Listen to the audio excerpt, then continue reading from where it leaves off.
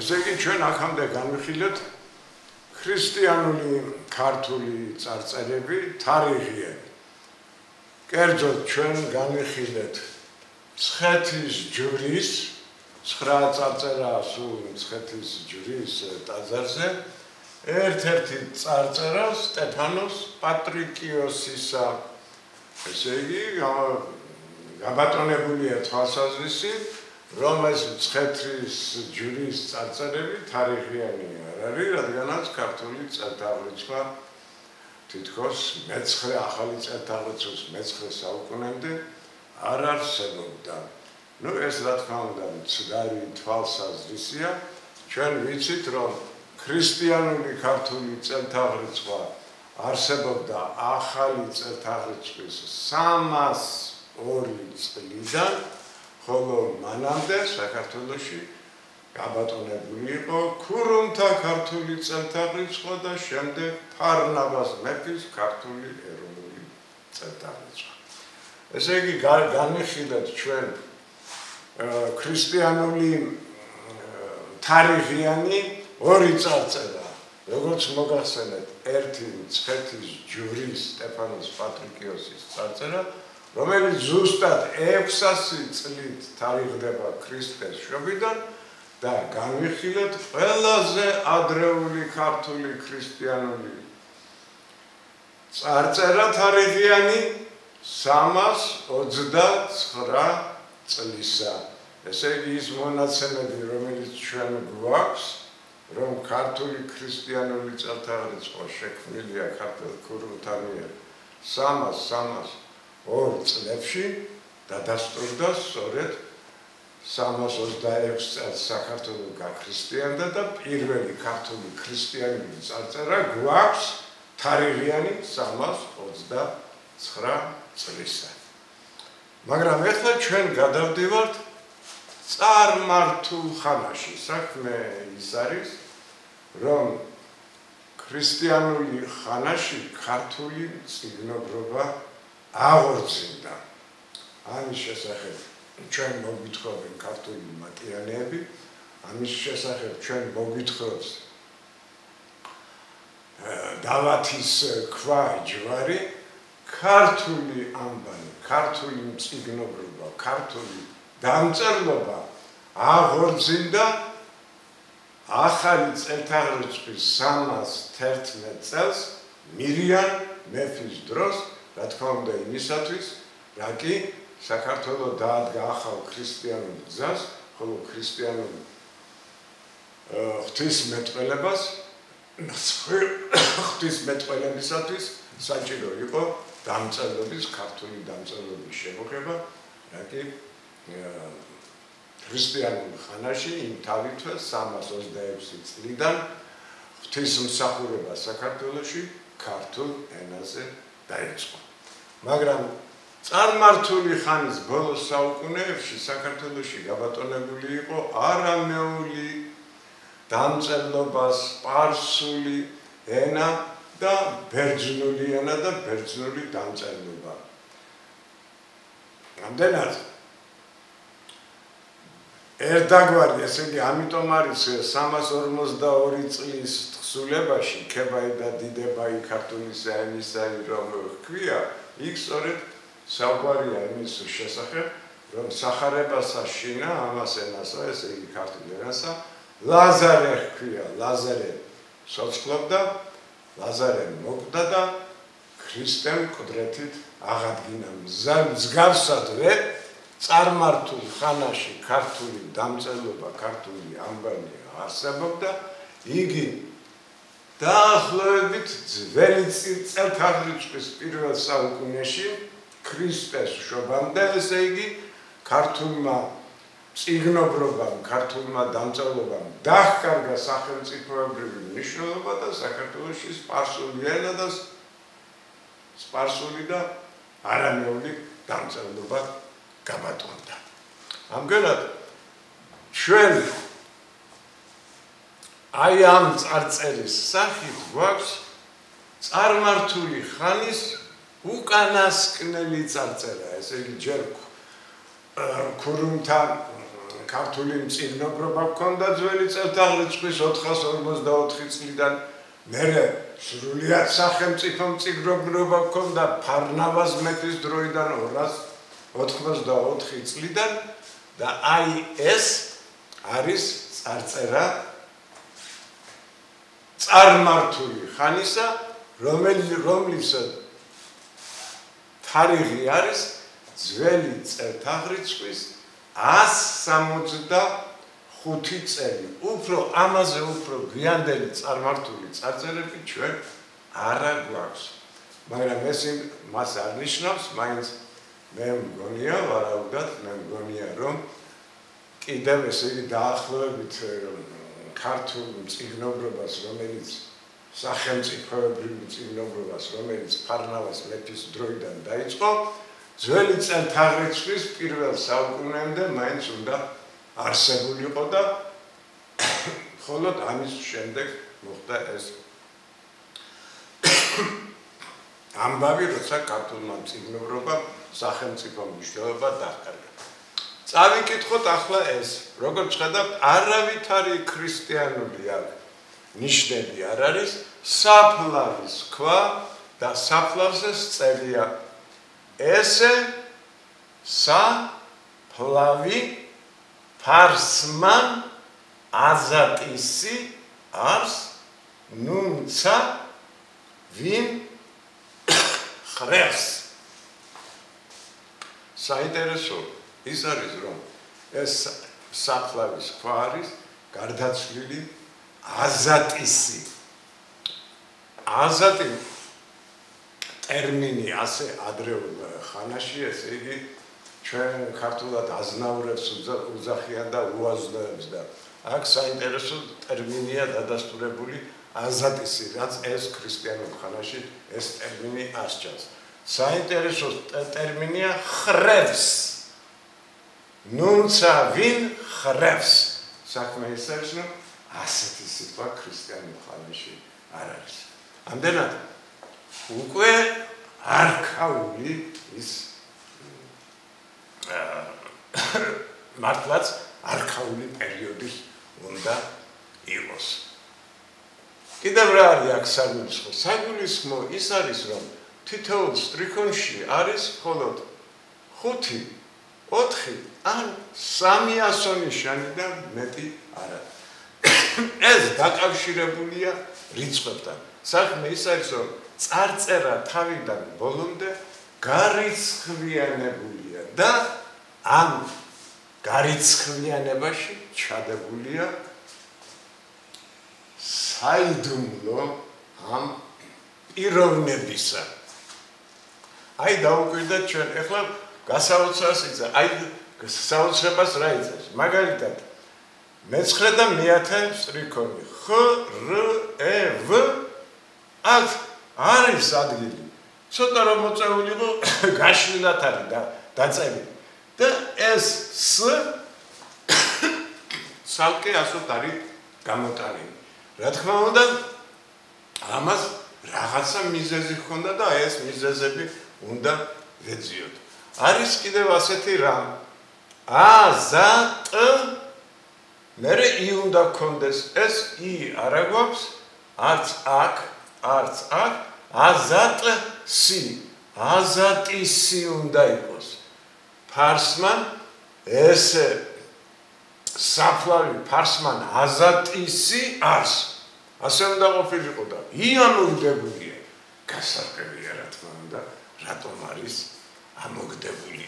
მით უმეტეს რომ არც ერთი აქ სიტყვა დაკარგული არ არის, ესე იგი სრულად წერია. ამდენად აქ არის ჩვენ ვიცით რომ რიგით სათვალავს ქრისტიანულ წარწერებში და თუნდაც ამ სტეფანოს პატრიდიოსის წარწერებში რიგით სათვალავზე, ანუ რიგით მნიშვნელობაზე უთითებს შვეული ხაზი და აი ხედა ფარს უყურეთ შვეული ხაზი. ესე იგი მან უნდა წავიკითხოთ უკვე როგორც ამავე დროს რიცხვი და მისი რიცხვითი მნიშვნელობა არის 22. აზატ სიარს აქ აზად არის 30. ეს I რო ამოაგდო, დარჩა 70, 30 და 70, აი ამ ორი სტრიქონის რიცხვითი მნიშვნელობა არის 100. ახლა ნახოთ აქ რა თამაშია. აი აქ ხო 100 ნიშანი არის. ახლა ქვემოწავითხოვთ 100 ars. ესე იგი პირდაპირ გვეუბნება რომ ეს ორი სტრიქონი 100 ars და მართლაც 30 და 70 100-ია და ამიტომაც არის ამოგდებული რომ აი ამ ორ სტრიქონს 100-ის მნიშვნელობა აქვს. ესე იგი ყველა ამ სტრიქონთა რიცხვით მნიშვნელობას თავისი აზრი და დანიშნულება აქვს. კერძოდ ამ რიცხვების საშუალებით მითითებულია. ახლა აქ ჩვენ რა გვაქვს? ესე საფლავი ფარსმან აზატის სიარს ნუმცა ვინ ხრებს, ნუმცა ვინ ხელყოფს. ძალიან მარტივად წერია, მაგრამ არაფერი არ ვიცით. როდის დაიბადა, როდის გარდაიცვალა, რომელ წელს, რამდენი წლისა იყო. აი თქვენ წარმოიდგინეთ, რომ ეს ყველაფერი დაფარულად იკითხება. თვით სამარის ქვებზეც კი წერთაღრიცხვა საიდუმლოდ არის შენახული და ვის სურველი არის, იმან უნდა ამოიცნოს. ახლა ძალიან რო არ გაგვიგრძელდეს ჩვენ ვიტყვით თუ დაფარულად რა წერია ამ იმაში. ირკვევა რომ ესე ფარსმან აზატი 63-ისა მიიცვალა 73 წლისა იყო როცა გარდაიცვალა. ესე ars 120 ესე ars 120 რვისა ფარნავას მეფისა. ესე იგი წარწერაში ფარნავას მეფეც კი არის დასახელებული. აი როგორ ხდება ახლა ეს. ავიღოთ ჩვენ აქ წერია ფარსმან რა? წავიკითხოთ P A R. ეხლა წავიდეთ დაბლა. ფარ შემდეგ ნე ცოტა აქეთ არის, მე ცოტა აქეთკენ უნდა გავამეწიე, იმიტომ რომ P A R N ფარნა მე ავიღებთ რუს და ას ფარნავას. მე მეფესაც ასე. ესე იგი უამრავი წერია, ასე მითითებულია ეს ყველაფერი ამ რიცხვებისა და იმის საშუალებით, რომ ეს საიდუმლო როგორ უნდა ამოვიკითხოთ. და ამდენად ესე იგი აქ წერია რომ აი ეს ფარსმან აზატი ერთ-ერთი დიდებული ყოფილა, რატომ? იმიტომ რომ ეს წარწერა შესრულებულია უსათუროდ ქურუმთა მიერ, რომელთაც საიდუმლო ცოდნა აქვთ და ამდენად აი აქ გასაიდუმლებულია ამ კაცის როგორც წლოვანება, აქ წერია რომ 323-ისა, აი ეს 323 და ამათი საშუალებით 323 იკითხება და ესე იგი იკითხება მიიცვალა რომ ეს ფარსმან აზატი მიიცვალა 323-ისა, როცა იყო ფარნავას მეფის 128 წლიანი ციკლის, ჩვენ ვიცით რომ ძველი წელთაღრიცხვის 294 წელს დაიწყო ფარნავას მეფის 128 წლიანი ჟამი. იმიტომ რომ ეს ჯერ ქურუმთა წელთაღრიცხვა იანგარიშება 128 წლიანი ჟამეულებით, აგერ არის ამიტომ აი 100 და აქვე არის 28 და ეს მიანიშნებს ფარნავას მეფის 128 წლიანი დასაწყის, ანუ ძველი წელთაღრიცხვის 284 წელს. ესე იგი, აი ამ წარწერაში ამ თარიღების მიხედვით ზუსტად დადგინდა, რომ მართლაც ფარნავაზ მეფის დროს და ეს აქ წერია, წელთაღრიცხვა დაიწყო 284 წელს ძველი წელთაღრიცხვით და წლების ათლა მიდიოდა 128 წლიანი ციკლებით. ამდენად ეს არის ჯერჯერობით წარმართული ხანის ყველაზე გვიანდელი ქართული წარწერა, ამიტომ მოვიტანეთ ეს, სადაც მოხსენიებულია როგორც ფარნავაზი, ისე ფარნავაზის წელთაღრიცხვა და ფარნავაზ მეფის წელთაღრიცხვის დასაბამი თარიღი 284 წელი ძველი წელთაღრიცხვა. ამავე დროს მითითებულია თუ როდის მიიცვალა ეს ფარსმან აზატი, ეს არის 165 წელი ქრისტეს შობამდე. ხოლო ფარნავაზის 128 წლიანი ჟამეულის თანახმად ფარსმან აზატი მიიცვალა 120 წელს 284 წლიდან დაწყებული 128 წლიანი ჟამეულის 120 წელს, ესე იგი დარჩენილი იყო სულ 8 წელიწადი, რომ დასრულებულიყო ფარნავაზ მეფის პირველი 128 წლიანი ციკლი. ამდენად ჩვენ ხელთ არის, ესე იგი ჩვენ მოდი ნუ გავაგრძელებთ, იმიტომ რომ როგორ არის გადმოცემული ეს 120 წელი. აი როგორ იკითხება. აქ არის არს. აქ არის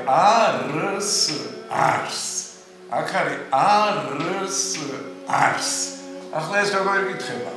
120 არს, იმიტომ რომ 3 20 ნიშნავს, ესე იგი იკითხება კიდეც და რიცხვსაც აღნიშნავს.